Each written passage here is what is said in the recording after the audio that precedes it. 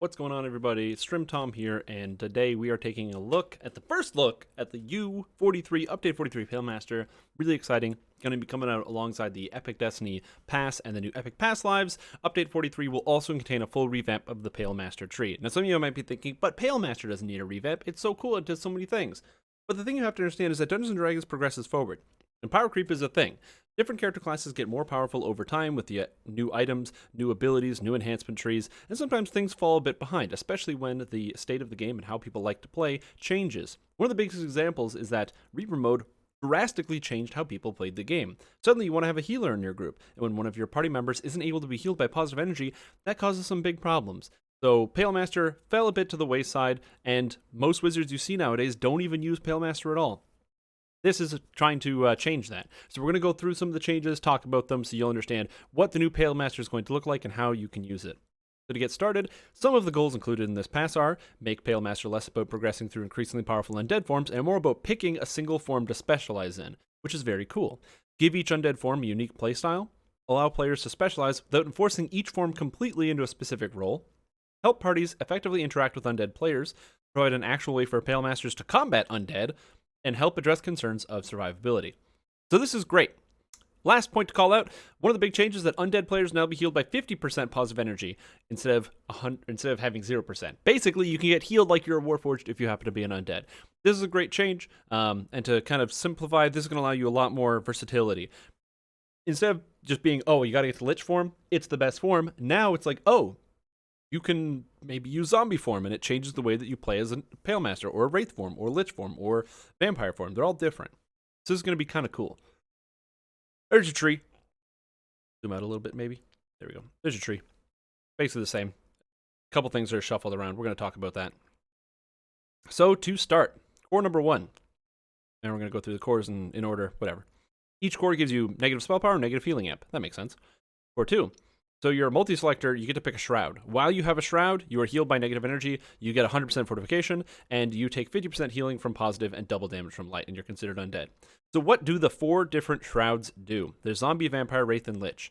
New Shroud of the Zombie is plus 4 Constitution, plus 20% damage with attacks, but you attack 20% slower, and you gain physical and magical resistance rating. Shroud of the Vampire gives you Charisma, Intelligence, and Wisdom, so it's a 3-fer. And it gives you plus 3 to your perform skill, and your melee and unarmed attacks have a chance to heal you for a D3 negative energy damage per wizard level. Holy moly. So that means if you have to be a pure 20 wizard, you heal for 20 D3s of positive or negative energy every single, well, I have a chance to do it when you strike. That's huge. Not so good at the lower levels, but at the end game, that could be some great self-healing. Shroud of the Wraith, while in this form, you get Dexterity and Intelligence. Hey, more Intelligence. Enemy attacks have a plus 10 chance to miss you due to incorporeality. You get sneak attack dice and feather falling. And then Shroud of the Lich, Constitution, Intelligence, negative amp, negative spell power, and magical resistance rating. This is very cool and everything feels iconic. Zombie, still kind of focused towards melee attacks. Vampire, got that lifesteal thing going on. Wraiths get some incorporeality, and Liches get some more magic defense and healing capability. But you're going to notice all of them get intelligence. No one's going to be better at a casting than another one, except for Shroud of the Zombie, which obviously doesn't get that much intelligence, but that kind of lines up with the 20% damage with attacks. The next core is a multi-selector called Improved Shrouding. This can be picked with any of the Shrouds, so it just gives you a bonus. So you get, while in Shroud, you can breathe underwater and plus 1 spell pen, and you can either have 10 life, 15 life, 15 magical resistance rating, and plus 2 to all saves. This one's amazing. Your attacks deal extra negative energy damage to targets that scales with spell power. Assassinate DCs, incorporeal mischance, no matter what form you're in. So if you're in Wraith form, that goes up to 25%. Deathly power, so for some negative energy spell power. And I'm assuming this is not formatted, so it also does necromancy and enchantment DCs, or those are separate things. Undead chill, giving you cold absorption. Undead shock, giving you electric absorption, or ghost touch.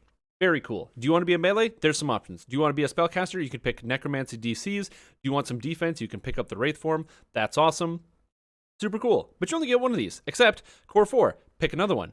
Core 5, pick another one. You also get Spell Pen from each of these levels. So you can have up to 3 of these different bonuses if you go as a pure Palemaster. Maybe you want to get the Incorporeal Mischance, the Magic Resistance Rating, the Necromancy DCs. I don't know, but you get to pick, which is kind of cool.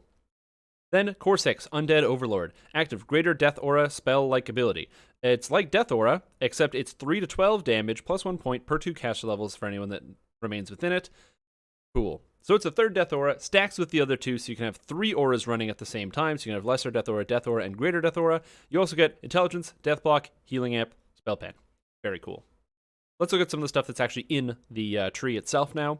Tier 1, Necrotic Touch. It's the same Necrotic Touch as before, except now it costs spell points. This might sound bad, but I think that scaling of health is probably something that shouldn't be in this tree anyway, considering how much free healing they have. The spell-like abilities really had no cost to them at that point. So now, it scales with metamagics, which they did not before. They scale fully with spell power, which they did not before. And also after casting this, your Skeletal Knight reduces incoming damage by 50%. So by using this ability, you can make your Skeletal Knight that you can summon very, very tanky, which is kind of cool. And Negative Energy Conduit, which is the self-healing. So basically, it's the increased negative amplification. Spell Crit Negative is still there. Skeletal Knight is there. And then Deathless Vigor, which I believe is the health. So it's over there. Next, Tier 2, there's nothing above Necrotic Touch, because obviously it goes up to Necrotic Bolt. You have Cloak of Night. While blocking in a Pale Shroud, you gain invisibility, displacement, and do not take extra damage from light. Passive, +5 hide. This used to be, you took less damage from light, but then you also took less healing and from all sources. This is a much better solution. I don't know if I would take this. Blocking is something you're probably not going to do too often, but it is something you can do. Then we have Spell Crit 2. Corpse Crafter. Your Skeleton Knight gains bonus Strength, Dexterity, and Constitution. And then rank 3, you gain Strength, Dexterity, and Constitution. Very cool. I like that. That's just, I don't know if it's good, but it's kind of neat. And then Efficient Metamagic. So this is kind of neato. Then Necrotic Bolt. It's just like Necrotic Bolt the first time, except it's actually good now. Look at that. Negative Energy Adept, 30 Negative Energy Amp. That's sweet. So you've got Negative Energy Conduit for 20 amp, and you have 30 amp here, and you can take Lich Form for 10 amp, and you can pick up some more amp, I think somewhere in here. Can you get amp here? No?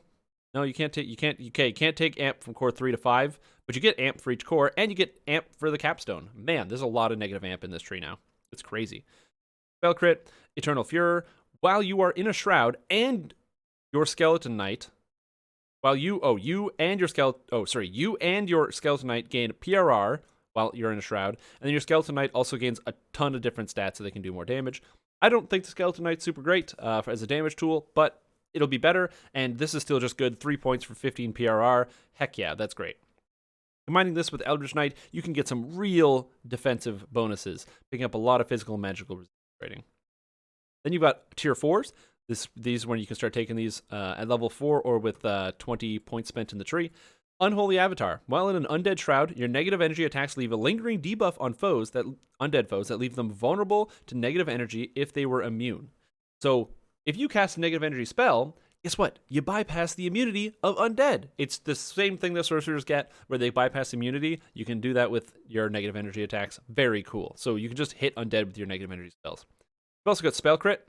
And then Deathly Versatile, you get a second Shroud toggle. You only get one at a time, but now you can have 2. So you can't just transfer between all of these because you have to pick only one. However, now you can have 2. You can have Wraith for defense, then Lich for offense, or Vampire for offense, and then Zombie for melee. So you can be like Zombie Vampire. You're melee with Zombie, and then when you got to cast spells, you swap into Vampire to get that extra stats. It's kind of cool.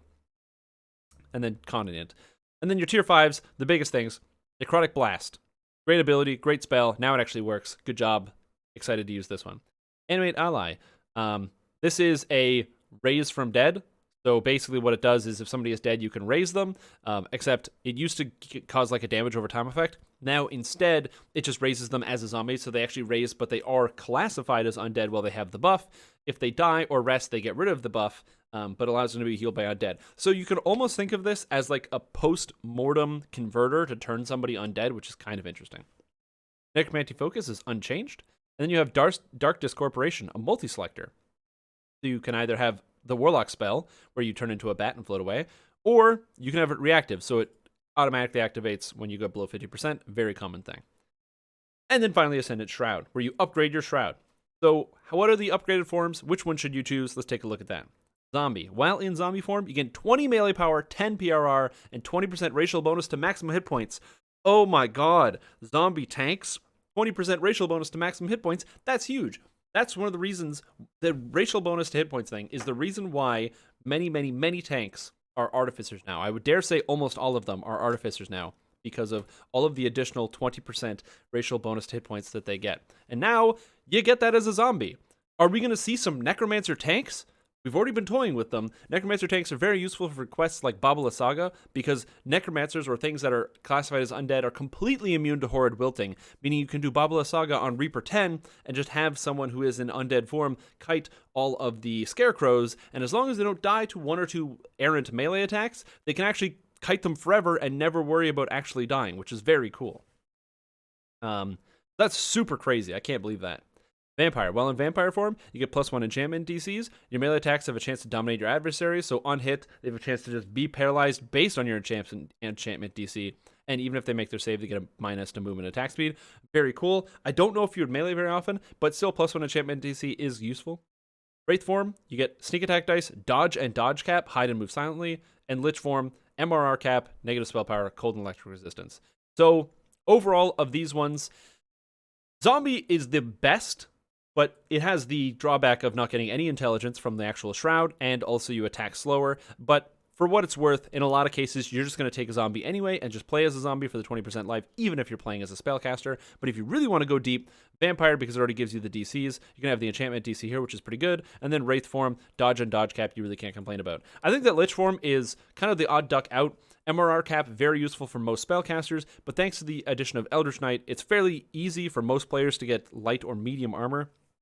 And especially if you're playing as an undead type character, you can very easily just spec into the, a wizard. You can spec into the Arcsteel Battle Mage out of Sharn, which does happen to feature medium armor, so it may or may not be too useful to actually use the Lich form here, but we'll see how that goes.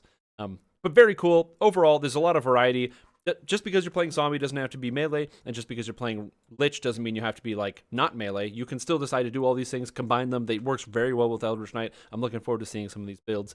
And then the final thing, bam, new spell. There'll be a new level 9 spell called Rend the Soul. What is that? Twists unholy energies around a single foe, causing it to significant damage over time.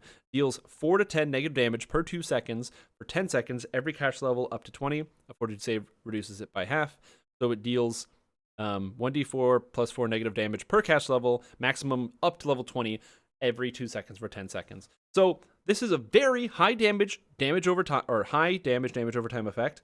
This is designed to go along with Palemasters, and I think this is a really smart decision. This is something that Stand and Stone Games, I've wanted them to do for a long time, which is to be consistent with their updates. Sorcerers and Wizards got a lot of new spells in Update 41 that helped them kind of plow through the game, but they didn't get any negative energy spells. This is cool. It's a brand new negative energy spell. It goes along with it, and I think that this is a fantastic idea. Kudos to Standing Stone Games for coming out with this. I hope it has some very cool effects.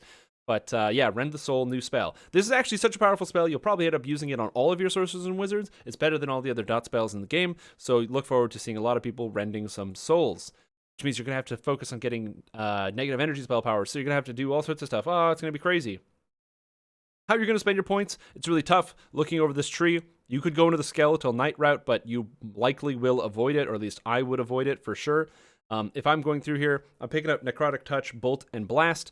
You actually only need to put 1 point in Necrotic Touch to get access. Oh, no, that's wrong. 3, 3, and 3. So you got 9 points dedicated here. You're picking up your Spell Crit, which is another 8 points. You're picking up all of these cores, which is another 6 points. You might take Efficient Meta Magic, but you could get that somewhere else. Negative Energy Conduit. So you got Health, and you have negative amp right here. You got negative amp right here. You're probably going to take Deathly Versatile because I think that's good. Unholy Avatar. That was the Shroud. You need Unholy Avatar basically to play the game, so you're always taking that. Do you take Animate Ally? Probably not.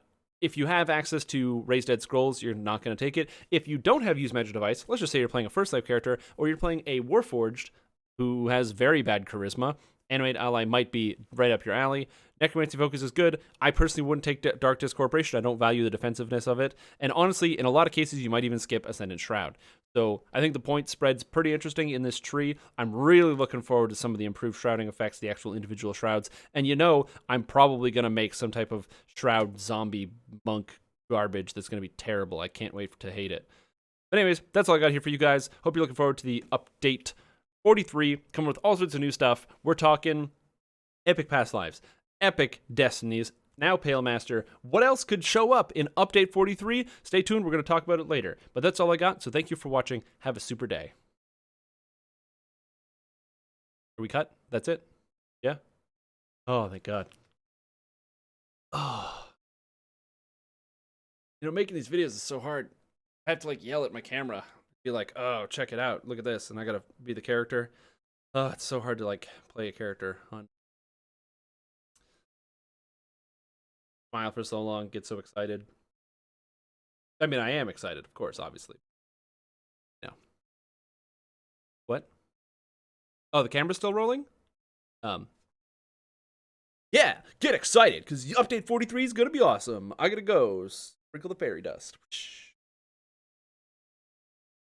Please rate 5 stars if you thought that joke was funny. If it's not funny, that's fine, I guess.